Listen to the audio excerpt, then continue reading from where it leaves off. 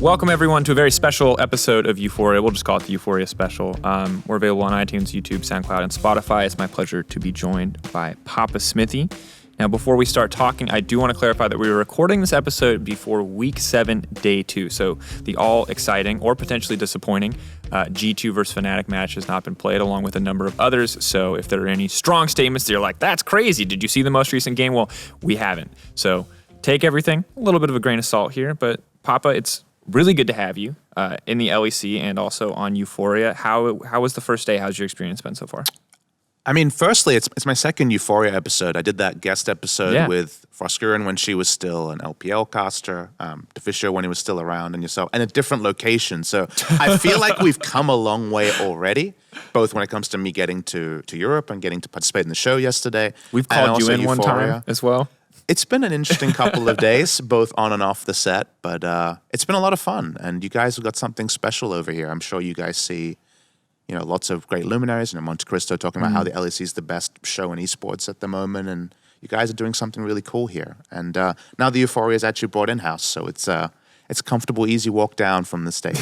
Very true. Yeah, driving to the studio was a little bit difficult. I'm glad we've made the upgrade. Good to bring it all kebab in. Place near there, though. Very good kebab place. Definitely underrated, I think, overall. An underrated part of coming to the LEC is the fact that the doner kebabs here are just unbelievable. So it's the number one. If you're thinking about whether or not to buy a ticket to Worlds, it's right after Sick League of Legends. Sick League of Legends, doner kebab. That's all that matters, especially in Germany. I mean, this is like a whirlwind trip for you. This is like 1 week in, out, back to LCK. Yep. One of the questions that we had is is there any difference in terms of how you prep for LEC versus how you prep for LCK? When you're under this kind of tight time frame? I know you have been watching a decent number of kind of the highlight games via your VOD reviews. Is there anything special you do to kind of take in as much information as possible in such a short period of time? You're right in that it's super different between the two, because when I'm prepping for LCK, because I've kind of, and it sounds very over the top, but I kind of lived the LCK in terms of watching all the games back when I was a fan into kind of narrating or casting them as a caster, and we don't have kind of story meetings and all the direction, so a lot of the direction for where the show goes is my own. So I already feel like each day it's very easy to okay, what's the match day today? Okay, where am I going to take this? It's very kind of solo driven rather than kind of the team approach that happens over here. But even just the specifics of coming into an already established show and not wanting to derail it in any way. I don't want to come in and just make everything about what I know about the LCK and kind of make every conversation a right turn, because you guys have been building great stories and narratives over a very long period of time. And the lucky thing is that because I'm a bit of a night owl these days, I actually watch pretty much all of the LEC. It's different. People always ask about kind of broadcasts you're involved in and broadcasts you watch, and you watch very differently when you know you're not on that show. You don't necessarily watch with the idea of how would I have narrated this scene, how would I have pushed this forward, how would I have fit in there. So it is different. You are definitely on a back seat compared to actually being involved in it. But the fans were really kind of loud about wanting me to come on this show, so that puts extra pressure on, because you want to come in and put in a great product and also contribute to a small part to what is a large kind of long season. This is only 2 match days of many, so I just came in looking at it very seriously and wanting to be able to contribute and making sure I had breadth, not just depth, because I can talk about the game forever. The fact that we only have 30 minutes or so here is a bit of a shorter episode. 30-minute statements are kind of my bread and butter, whether I'm on broadcast or not. But I really wanted to make sure that it was just something that flowed nicely and that it made sense. I don't want to come in and coast off just the name I've built over in Korea. I want to just be part of the show here. So far, it's felt really good and really easy, and coming in with the team that I've worked with at Worlds obviously is super straightforward, and yet the LEC is so vibrant and different, and only some of that will be realized when this episode is released. Yeah, we have a very special promotional piece that we built earlier today, not for the LCK or the LEC, in fact, but we had used Papa for help, so look forward to that to be coming out soon to put a little more context into the wackiness of the LEC. I like that you talk about kind of a little bit of the double-edged sword of having kind of this reputation and pedigree that you do. LCK analysts historically have been always super respected, and it's good to hear you talk about kind of not wanting to just let that carry you, but instead wanting to make sure that you do justice to the LEC fans. And I think from the reception on day one, it feels like you've done that justice. But I'd love to hear expectations versus reality from like a gameplay standpoint coming over? Because you talked about watching from obviously maybe a much less critical, much more backseat kind of lens when you're watching casually at home.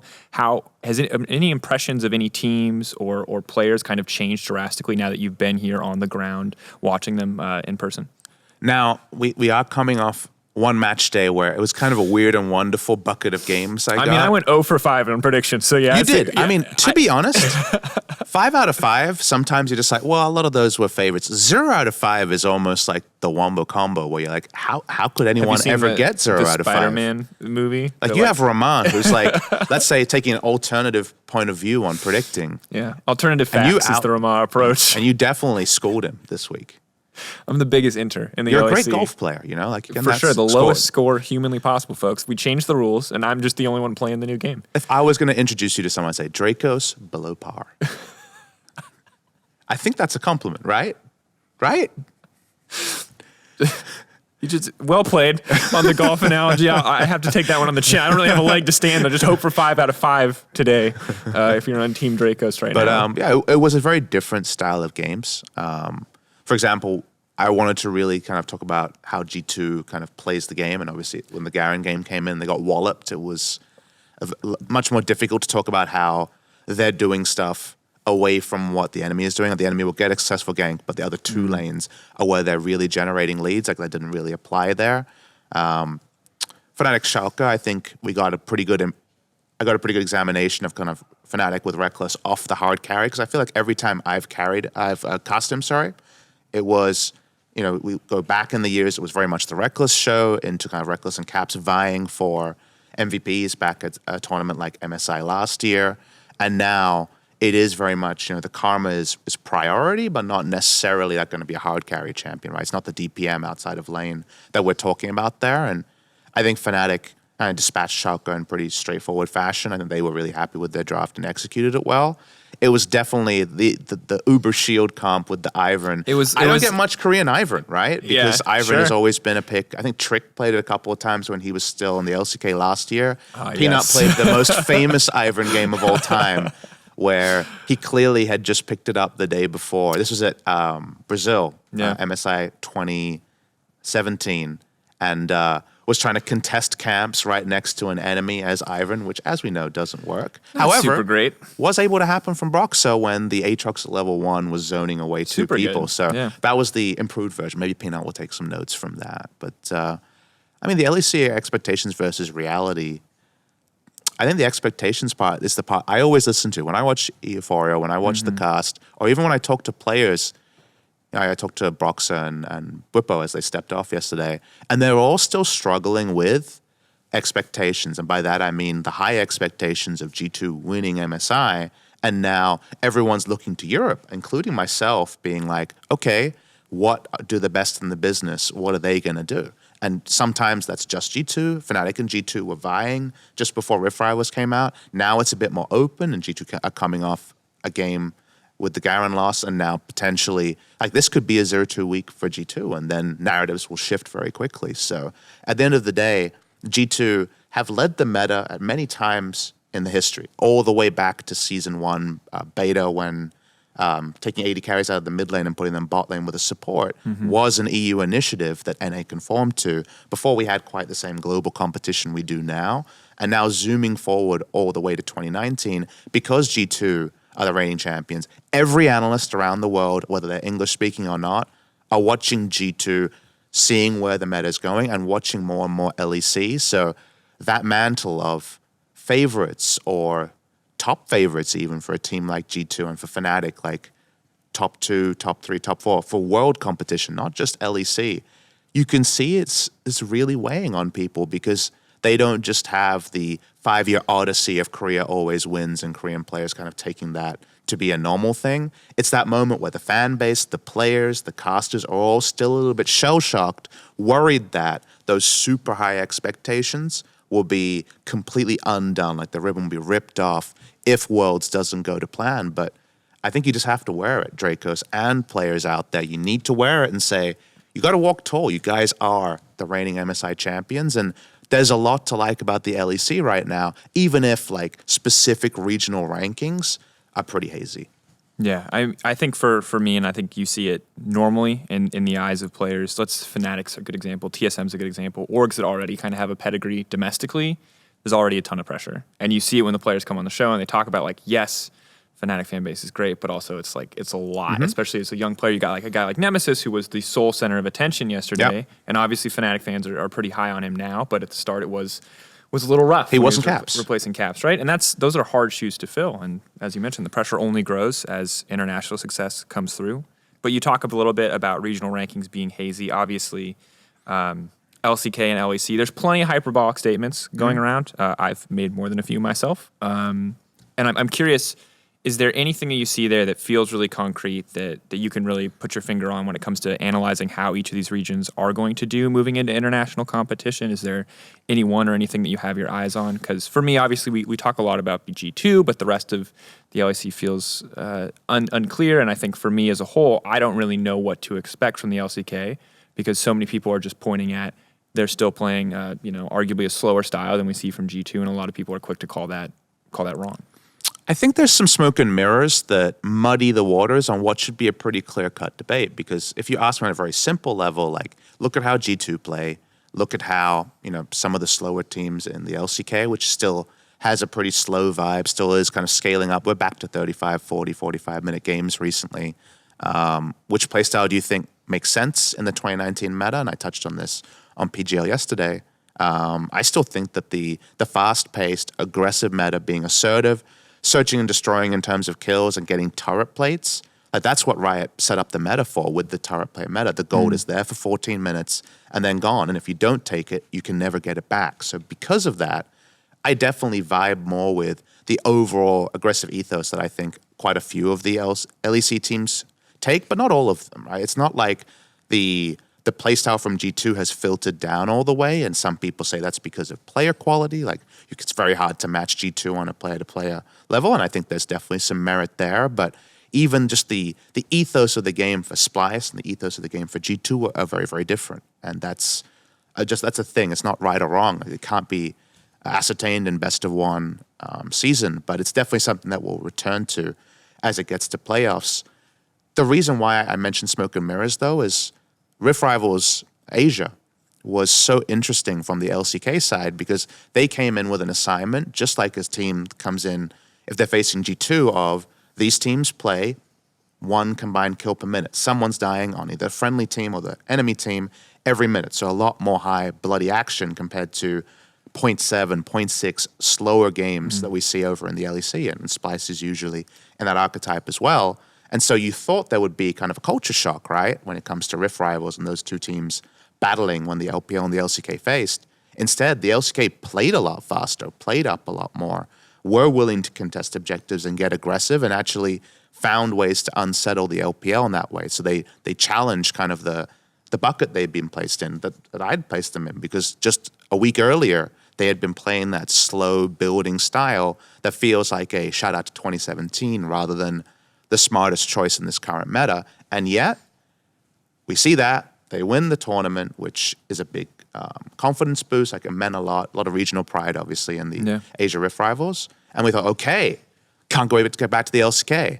And then we were slow and scaling again. So what does that all mean is a really hard thing to tell. Like, who's really good right now and who's not so good when it comes to the contending teams, the top 5 or so that you start to audition for Worlds. I think in every region, your certainties are very limited. Like, I find it very hard to pick 3 teams that for sure will make Worlds. Like, it seems inevitable that G2 will be a top 3 team. 1 or 2 is kind of where you would put them, right? If you look over to the LCK, SKT have finally kind of cemented that they're going to be around the conversation, so circa points or first place is very likely. But even then, just because they went on a losing streak and a win streak, you're like, does that mean a losing streak will follow? Like, it's hard to know. Like, my expectation is that SKT will keep winning, but every other team in the LCK, almost apart from the bottom 3, is a contender for Worlds. And right now, I don't have a great answer for you on that. I mean, North America, you got Team Liquid, and then the pack, right? Cloud9 probably going to get there. TSM, not in great form. A lot of other kind of newer orgs pushing up for spots. this world is really, really open. And I think it plays into the previous point about kind of Europe having to come in as favorites in some ways, especially G2, should they make it to the tournament.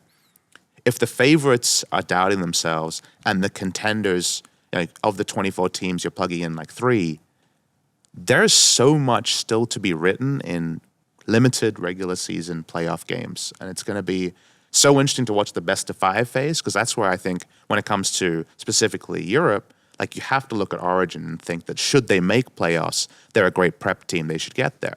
You have to look at Splice and say they've got a very stable style. Maybe it's not, maybe it'll get blown out by an aggressive game or 2, but does it get blown out in the best of 5? Maybe not. So it's a really weird time now. It's kind of eerie, but it's exciting because there's no match days you can look at and say, I think I know how all these games will play and who will win. Like that doesn't exist in kind of any region right now.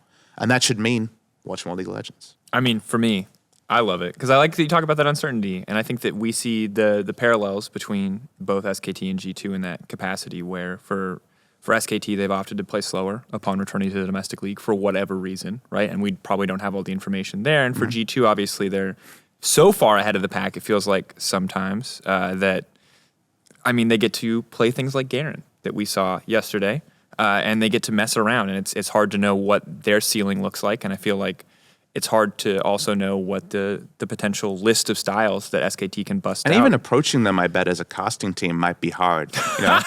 I'm not even talking about like, will they pick Garen today stuff, for sure. But all right, so it's X team versus G2, and G2 is like looking like this like world beater. How do we even approach a game like that? And I have experience because we've had teams like that in Korea over my time there. Probably the biggest example was SKT in summer of 2015, where they went 17-1. They were undefeated for most of the season. And they had everything. They had Marin in the top lane as a top lane carry. They had great comms. They had great teleports. Like they had kind of everything you needed to be a great team alongside the star power.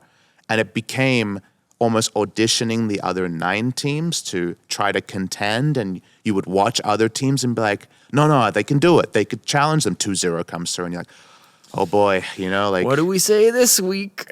And I think you have to slide around a lot of thoughts and kind of make it about, all right, let's really understand all of what G2 is, not just the pop-off players, not just the fact they have the mechanical skill. And also, as you guys do a great job of on all your different shows and Ready Check, highlight what it is they do and how it is they do it, and then look at the teams that are doing the right thing and try and work out how that would overlap. And yes, it may end up being a one-sided game, but if you're kind of setting your expectations, like what is the expectation of a 6th place team against G2? Is it challenging them in the early game? Is it coming up with good fundamentals that maybe would be enough to take them over another team around? Like everyone's in a different scenario, right? Like XL doesn't need to beat G2 in order to make it to playoffs, and their goal isn't to beat G2 and be the entire champion. Probably in terms of realistic goal setting. Everyone wants to be champion, but usually you kind of pigeonhole yourself in the right kind of area. And there's ways they can satisfy that goal and still lose to G2 and still come away being like, all right, well, we still were able to hit our checklist and do a lot of good stuff here that will beat other teams. So it's weird because ideally you just have, contender, let's see who wins by better play. But sometimes it has to be more fuzzy because sometimes teams are just too damn good, Drakos. Yet they might go 0-2 this week. And they might go 0-2 this week. Yeah. And I think that you talk a lot about kind of the LCK history with this, and I think the thing that is fortunate for us as a broadcast team, because you're right, sometimes it's a struggle to figure out how to approach G2, and I'm hoping that people have been enjoying how we highlight how good they are. Shout out to Vedius for his telestrator yesterday, or what will now have been Friday when this releases. But the nice thing that we have is that the style that they play, because it is so explosive, easy on the eye, right? It's very easy on the eye. So at least when G2 are winning, it looks very pretty from the simplest mechanical level, which I think is super important, right? Maybe it lacks a little bit of the kind of the grandeur of the peak SKT chess game style, right? In terms of if you're a true macro aficionado, don't get me wrong, G2 have fantastic macro, I'm not trying to say that, but obviously they take a lot more risks and it's a lot less of a clean game. But I'm scared that people lose something in how kind of much flashing explosions and kills and stuff happen on the screen. It's very easy to look at that and think, oh, it's lost all the macro and like it's lost all of the thought and they're just flexing. Like, because of course you're going to be drawn to, wow, a kill here and a kill there, and how'd they do this? But like when I have had the chance to like rewind back and try to get some kernels out of that, I think back to G2 Vitality first round, where at 22 minutes it was a 900 gold lead for G2, way lower than their usual kind of accelerated pace, and then they closed the game in 3 minutes, like from 900 gold to the game ending. Like they hadn't broken the base. I think they were around inner turrets, but they hadn't gone any further than that, and then the game was over, and it was certainly not a flawless performance on Vitality's side. They made a couple of mistakes, but it's not like they completely dominoed their way down entirely. That was the Pyke Yuumi game, and that was definitely them not respecting the potential of that. And yet it was certainly a lot about setup from G2 to kind of probe for mistakes, and then Vitality made mistakes, and then G2 is uniquely good at just closing games. Like, we know this very much as casters, is that there's a lot of games that you look at 17 minutes, and you're like, oh, that feels like an unassailable lead. And some teams take 15 minutes to close the game from there, getting 2 Barons, et cetera, et cetera. And some teams like G2 take way less to close the games from there. And I think it's examination of that and how they reproduce that again and again. It's not opponent level, it's G2's level that actually pulls those moments off. And I think closer examination is kind of required to work out what can be learned on even a global context to really try to apply that to more teams. Because if G2 can do it so effortlessly, with enough work, other teams can do it too. I think that's has to be on the mind of many other teams. And I think that there's like two difficult things to approach with this. And one is, how do you get in that mindset where you're like, G2 can do this, we can do this, they're not superheroes. And then the other thing that I see very frequently here when you talk about G2 is like, these are 5 of the best players in their role, and this is not realistic for us. We need to try something different. And I think that's like very hard for teams, and I think a very difficult place to put yourself in where you're kind of making them out to be superhuman. It's something we've seen in the past with teams that are as fantastic as G2 or the earlier SKT, where people just make them out to be more than life, where you talk about laning against Faker and you always assume that he knows something that you don't, and that even if he's misplaying, you assume that he's doing it for some information that you don't know if it's there. And I think it's a difficult spot to be in when it comes to contesting G2, when it comes to matching that kind of pace of the game that they do show so consistently. And to your last point, like I definitely think there's some of the realities there, and that I think no team can just copy the 25 minutes of G2 and find the same results because of player synergy, player talent, etc. But there are some teams that have very mechanically skilled players, like I think of, say, a Damwon Gaming, especially in spring season when their macro side wasn't there, where they could have the same pop-off kind of early to mid-game phase, but then they wouldn't be able to close out the game. So they could examine how G2 played out specifically the mid-game to late game, that closeout that I'm kind of alluding to with that Vitality series in the first round robin, and say, okay, these are things that we wouldn't do natively. What is there to learn from this? There are other teams that could examine their early game phase and work out, okay, yes, we can't play all of those champions, but they can basically kind of thrift shop a new champion to replace any of the bans we put out there and still get this priority, still get this early game set up.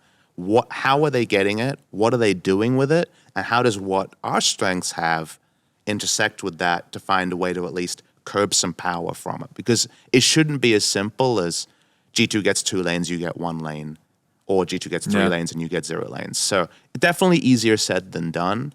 I just disagree with the idea of like, no, those are the superheroes over there. Yeah, I'm going to try and like use my like inferior tools to be relevant, because it's kind of the same mindset that the players had of, well, I mean, World's Quarters is the most we could ever get. The Koreans are way too good. There's way no way above we could us beat it. in all single ways. And yes, there was a lot of Korea finals, and yes, Korea was really good at the vision meta. But by the tail end of it, Korean teams were taking losses in best of 5s. Like it wasn't just a whitewash like it was many, many years ago. Yeah, and I think for me, from an LEC perspective, I obviously hope that every team can glean as much information from G2 as possible to help them. And I always think that there is also this point where you do have to look at your tools and say, realistically, what is the most we can achieve? And sometimes when it comes to playoff races, you have to go, hey, would love to play that style, but we need wins right now. We're going to play the thing that works for us. And that's why the playoff race is so fun. Like, let's open it up to kind of the other teams around Europe. We've got XL as a team I've talked about a lot in the broadcast here, where they really caught my eye last week with set a plan, mark, execute kind of style. It works in FPS games. It works in kind of drafting and playing out games as well. Like it was clean and it was ordered. And I love to see new teams that come together reach a phase. And remember, the Mickey version of this team is what, like, he didn't play week 1. And we're in week 7 now. So super it's young. Yeah. 6 weeks old, right, now? And not even that. I mean, we did also have the Ziharn and the Kasing. I mean, like, this is the first time we've really seen this team come together, and it has been. They're like working towards 10 best of ones together, kind of feels like at this point. And the fact that they, by kind of the 7-8 point, were reaching the ordered phase where from the draft, you knew what they wanted to do. Their execution supported that. And then yesterday, we got the super plays from Mickey. Like, that's a team that's showing that, yes, they're down the bottom in terms of results, but if it was in a vacuum, like if we were playing a tournament that started today, XL would be relevant rather than being kind of like really on the outside, having to have every result go their way. And that's such a fun thing to track as a caster. Like, I love those stories in my league just as much as international contenders because, you know, sports is about starting somewhere, banding together, increasing your resources, and going for, you know, growing towards contending, growing towards being a contender. If we just look at the top, we miss all the excitement of XL starting to move up. That could be abated today. They could definitely lose, but they have a winnable game today. It's Vitality, I think, today. So that's going to be really interesting given that Vitality is starting to come back. You have Vitality, who's definitely had a slump year, all things considered, finally starting to find some momentum there as well. And I've actually always been a big fan of leagues. I know tournaments are the things that really easily stick out because everyone started at the same footing and then 3 days later there's a champion. But I just always love the fact that in a league, you're either moving up or down. Very rarely you staying exactly at the same spot. If you go 1-1 every week, I guess you're around the middle. But in general, you're always trending up and down. And the whys of the meta, like League of Legends can't be a solved game. That's like one of the sexiest things about it is that it can never be solved. There always is going to be a push forward by Riot in terms of the meta changing. And also when we had a couple of quirks in Korea in the past where we had the same patch for like 4 weeks, which is like a lot longer than the usual cadence. By the 4th week, the stuff that seemed super broken in week 1 had found its natural counters, like in some other kind of RTS games in the past. I mean, and I think back to the very early days of Korea, I believe it was season 3. You talk about the 6th man and like the art of like building a slow push and the eventual evolution of the meta, not even because of significant patch changes, was, hey, why don't we just dive the guy who's freezing the wave? Why don't we just kill him? Funny enough, that was a China thing. That actually was Wei Zhao on WE who really pioneered the slow push and using Ezreal ults back when it did full damage to monsters. We picked it up, Minions and Monsters, because he would always miss his Ezreal ults. Like, you just shoot it off and you're like, all right, well, I guess he fat-fingered that one. And then someone actually decided to start looking. It was season 2, right? We were very infantile in terms of like macro analysis at the time. I don't even think the term had even been applied to League of Legends. Ash isn't mid anymore? What are they thinking? Well, I mean, you weren't looking at the minimap that much. You were focusing on the fact that the Ezreal ult missed. And you're like, oh, what you doing, Wei Zhao? You're good at the game. But then, it took a couple of people looking at the minimap and that, wait, like, now the mini wave has been like entirely cleared out and it's starting to slowly push, or it's grouping up and fast pushing. That idea was so different because you're not doing any damage with an AoE ability to the champions. What if you guys fought now? Well, you can hang back, you can play around minion pressure. It's something that's grown into the game that Korea went on to perfect over time. And in 2019, some teams are good at it, some teams not so good. Sometimes we just go straight down the mid lane and honorably battle. We've had games like that where I casted just that way. If you're gonna play the ARAM, commit. Stick with ARAM. That's the rule, folks. You're gonna commit to the ARAM, commit to the ARAM. We're running out of time here before we actually have to go. Got some questions? Do Saturday show. We have so many questions. Let's start with some of my personal favorites. Kieran, owner of Excel, Kieran Holmes Darby wants to know: is Excel your favorite team, and would you wear the Union Jack waistcoat on stream today? I don't have a favorite LEC team. I think I've been talking about Excel a lot, so it makes sense that he wants me to lean in there. The other issue is that I'm definitely at my core Australian and not British. So even though I have both passports, like I've kind of chosen a side. You have to. So you know what? Shout out to you guys. You're doing something good out there, and I like the way you're going. But no Union Jack for me right now. All right, who's going to win LCK? Looks super close right now. A lot of good teams. You said earlier SKT. Do you have any secret dark horses you want to share now? I mean, the reasoned answer with how they're playing is SKT. It is overinflated by the win streak that they're on. I think there are a couple of teams that could potentially upset them. I think Damwon Gaming on their day has shown they have pretty high highs. I think everyone else is so up and down that best of fives is going to be so tricky to take that. SKT didn't even drop a game in 2 best of fives in spring, so I think SKT is the easy answer, but I just want a competitive final because the 3-0 over Griffin was very disappointing. Yeah, that one still haunts me. Oh, God, I hope so too. Wise Penguin, if I'm not saying your name, it's because I'm trying to read these quickly. At JPYZ says, if you had to pick a champion for the cover of a League of Legends themed cereal box, what champion would you pitch? Pick. A cereal box champion, maybe Lulu? Lulu? Yeah. It's happy, it's child. You're thinking like some Lucky Charms style, whimsical. Yeah. Right. Someone wants to know, is KO viable? I know she's got a rework coming that they're playing with. I think viable for solo queue, definitely. I think the champion, like, if you can just get away with an uninteractive laning phase, which you often can in solo queue more than pro play, I think definitely for solo queue. I think for pro play, the ramp-up time is too long for a payoff that actually doesn't always pay off that much. Like the true damage AoE on paper sounds so good, but a lot of team fighting champions never really hit their straps, and to need level 16 to get the most of it, like I think it's too tricky to pull off. Final question from G2 Esports. What did you think of their draft? Oh, you mean the draft yesterday? I was awful. It was a Garen draft. It was a terrible draft. It was Garen into Karma. What are you doing, Grabs? Like, I don't know what was happening there. I don't think he's always in control of the ship when the Garen gets locked in. Look, I also had been tweeting about Garen for a while, so in the end, the momentum took them in a dark direction in terms of smarts, but it was fun.